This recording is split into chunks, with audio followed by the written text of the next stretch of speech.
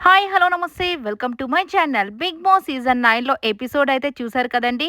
So Ritu అయితే eliminate అయిపోయి వెళ్ళిపోయింది. బట్ నిజంగానే కొంచెం అమ్మాయి ఉన్నప్పుడు ఏదో కొన్ని కొన్ని సందర్భాల్లో అయ్యో చిరాగ్గా అనిపించింది కానీ రీతు పవన్ వీళ్ళిద్దరిని చూసినప్పుడు. కాకపోతే ఈరోజు ఎలిమినేట్ అయిపోయిన తర్వాత నిజంగా తన క్యూట్నెస్ని చూసి కొద్దిగా పాపం అని అనిపించింది. ఎందుకంటే చాలా చలాకీగా వెళ్తూ అక్కడ అందరూ మూడీగా ఉంటారు. సో ఎందుకంటే ఇమ్మాన్యుయల్ ఏదైనా జోక్ వేయాలన్నా కొంతమంది రిసీవ్ చేసుకునే వాళ్ళు లేక చాలా బాధపడుతూ ఉంటాడు కదా! అలాగే ఇట్లాంటి అమ్మాయి ఏంటంటే అన్నిటిని కూడా కొద్దిగా ఈజీ టేకింగ్ అన్నట్టుగా తీసుకుంటూ ఉంటుంది కదా! సో అందుకని కొద్దిగా బాధ అనిపించింది. బట్ ఏది ఏమైనప్పటికీ సో వెళ్ళాల్సిన వాళ్ళు వెళ్ళాల్సిందే, ఉండాల్సిన వాళ్ళు ఉండాల్సిందే అన్నట్టుగా ఉంటుంది బిగ్ బాస్ హౌస్‌లో. సో ఇక తనైతే హ్యాపీగానే వెళ్ళింది.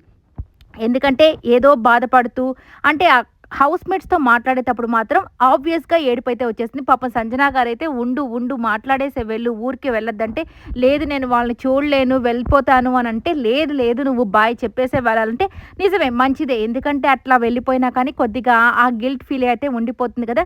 అందరితో మనసు విప్పి మాట్లాడేసి ఆ ఏడ్పేదో అక్కడే ఏడ్చేస్తేనే హ్యాపీగా ఉంటుంది. అందుకే నాగార్జున గారి దగ్గరికి వెళ్ళేసరికి తను చాలా హ్యాపీగా ఫ్రీ మైండ్‌తో అయితే వెళ్ళిపోయింది. సో ఇక ఉండేది 7 మాత్రమే. ఇంకొక పెద్ద బిగ్ ట్విస్ట్ అయితే జరిగిందండి. ఇక మీరు గమనించుంటే ప్రోమో చూసారు కదా! ఆ ప్రోమోలో ఒక బ్యాండ్ ఎవరి చేతికుందో గమనించారా? అదేనండి. అందరూ కెప్టెన్స్ అయిపోయారు. నేను కెప్టెన్ అవ్వలేదు అని బాధపడుతున్న భరణి గారైతే కెప్టెన్ అయితే అయిపోయారంట. ఇదేం విచిత్రం రా బాబోయ్! కెప్టెన్సీ టాస్క్‌లు అన్నీ అయిపోయి ఇక కెప్టెన్‌లే లేరు అన్న టైంలో ఇప్పుడు భరణి గారికి కెప్టెన్సీ టాస్క్ పెట్టారా? లేదంటే ఓన్లీ కెప్టెన్‌ని చేసేసారా? లాస్ట్ సీజన్ 7లో అమర్‌దీప్‌కి కదా కెప్టెన్ ఇచ్చేసినట్టు ఇతనికి కూడా ఇచ్చేసారా అన్నట్టుగా అయిపోయింది పరిస్థితి. ఎందుకంటే ఆ గిల్ట్ ఫీల్ అనేది ఉండకుండా ఈయన్ని కూడా కెప్టెన్ అయితే చేసేసారు ఈ సీజన్ 9కి. సో అందరూ కెప్టెన్స్ అయితే అయిపోయారు. ఇక ఆ బాధ కూడా తీరిపోయింది. వాళ్ళ కూతురు పాపం కోరికని, వాళ్ళ కూతురు చెప్పిన మాటని, అలాగే వాళ్ళ కూతురి కోరికని తీర్చేశాడు భరణి గారు. అలాగే బిగ్ బాస్ టీమ్ మెంబర్స్. ఇక ఇలా అయితే సమాప్తం అయిపోయింది కెప్టెన్సీ టాస్క్. ఇక నెక్స్ట్ వచ్చేసరికి ఓట్ అపీల్. ఈ ఓట్ అపీల్ అనేది నిజంగా ప్రతి సీజన్‌లో కూడా చాలా ఇంట్రెస్టింగ్‌గా ఉంటుంది. కొన్ని గేమ్స్ పెడతారు.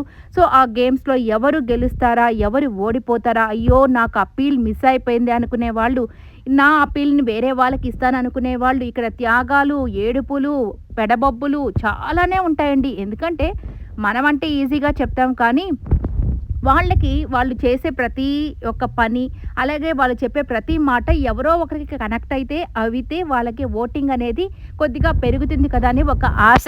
అంతే, ప్రతి ఒక్కరికి మనిషి బ్రతికేదే ఆశతో కాబట్టి సో వాళ్ళ మాటలు బట్టి ఎవరైనా కన్విన్స్ అయితే ఇంకొద్దిగా ఓట్లు పెరుగుతాయనే ఒక కోరికతో ఈ యొక్క ఓట్ అపీల్ అనేది జరుగుతూ ఉంటుంది. ఈ సీజన్‌లో కూడా ఆ టైం అయితే వచ్చేసింది. మేబీ ఇక్కడ కొన్ని బాక్సెస్ అయితే పెట్టేశారు కదా! ఆ బాక్సెస్‌లో 1,00,000 అని, 10,000 అని, 100 అని సంథింగ్ ఏదో కొన్ని అమౌంట్స్ అయితే అక్కడ ఉన్నాయి. జీరో కూడా ఉంది. మేబీ జీరో బాక్స్ ఎవరికైతే వస్తుందో వాళ్ళకి ఓట్ అపీల్ చేసుకునే అవకాశం ఉండకపోవచ్చు. మరి దాన్ని ఎవరికి ఇస్తారో, ఏం చేస్తారో అనైతే చూడాల్సి ఉంది. ఇక నెక్స్ట్ వచ్చేసరికి ఫస్ట్ ఆ బాల్ అయితే పడుతుంది కదా! ఆల్మోస్ట్ పాపం సంజన గారికి అందినట్టే అంది డేమాన్ పవన్‌కి అయితే వెళ్ళిపోయింది. మరి డేమాన్ పవన్ 1,00,000 ఎవరికో చెప్పాడు. మరి అది ఎవరికి, అసలు ఏంటి ఆ కథంతా రేపటి రోజైతే చూసేద్దాం. బట్ ఈసారి కూడా అందరూ నామినేషన్స్‌లోకి అయితే వచ్చేసారు. ఇంక్లూడింగ్ కళ్యాణ్‌తో సహా. వావ్! ఇది సూపర్‌గా ఉంది కదా! కళ్యాణ్‌కి నామినేషన్స్ అనేవి లేకపోతే చాలా డిసడ్వాంటేజ్ అయితే అయిపోయిండేదండి. బట్ ఫస్ట్ ఆఫ్ ఆల్ ఇప్పటి వరకు మనకు తెలిసిన ఇన్ఫర్మేషన్ ఏంటంటే అందరూ నామినేషన్స్‌లోకి వచ్చేసారు. అంటే బిగ్ బాసే అందరిని నామినేషన్‌లోకి పెట్టేశారంట. బట్ సెకండ్ నామినేషన్ కూడా ఉందంటండి. ఈ సీజన్‌లో ఆల్మోస్ట్ 2 నామినేషన్స్ అయితే ఉంటాయి కదా! అలాగే ఫస్ట్ నామినేషన్స్‌లో అందరూ ఉన్నారు. బట్ సెకండ్ నామినేషన్స్‌లో ఇదేంటో కొత్తగా తెలీదు కానీ ఆడియన్స్‌లో కొంతమంది హౌస్ లోపలికి వెళ్ళో లేదంటే వాళ్ళు కొన్ని క్వశ్చన్స్ ఏదో అడుగుతారంట. వాటిని బట్టి నామినేషన్స్ కూడా డిసైడ్ అవుతాయని ఒక టాక్ అయితే వినబడుతుంది. మరి ఇది ఏంటి అనేది ఇంకా క్లియర్‌గా తెలీదు. బట్ 2 రకాల నామినేషన్స్ అయితే ఉన్నాయంటున్నారు. చూద్దాం అసలు ఏం జరుగుతుందో. మొత్తానికి 7 మెంబర్స్ నామినేషన్స్‌లో ఉన్నారు. ఈసారి ఎవరికి ఓట్ వేయాలనుకుంటున్నానో స్ప్లిట్ చేయకుండా అసలు టాప్ 5 ఎవరు దానికి అర్హులో వారికి ఖచ్చితంగా వేయండి.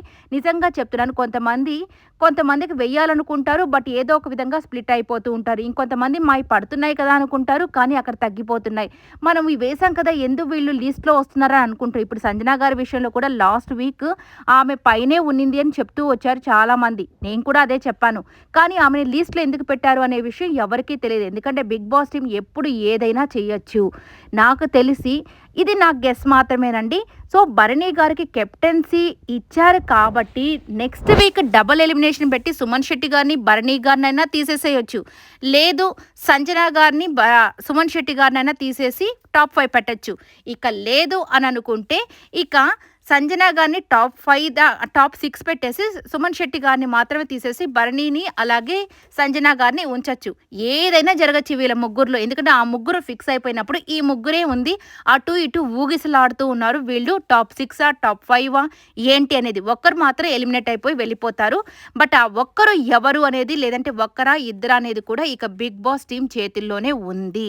ఇక మీరు ఓట్ చేస్తే వాళ్ళు కంపల్సరీ ఉంటారు. సో, నా ఉద్దేశం ప్రకారం భరణి గారు, సుమన్ శెట్టి గారు, అలాగే సంజన గారు వీళ్ళ ముగ్గురులో అయితే నేను అనుకునేది సంజన గారు పర్ఫెక్ట్ అని నేను అనుకుంటున్నాను. ఎందుకు ఇలా అంటున్నానంటే చిన్న బిడ్డల్ని వదిలేసి రావడం అంత సామాన్యమైన విషయం కాదు.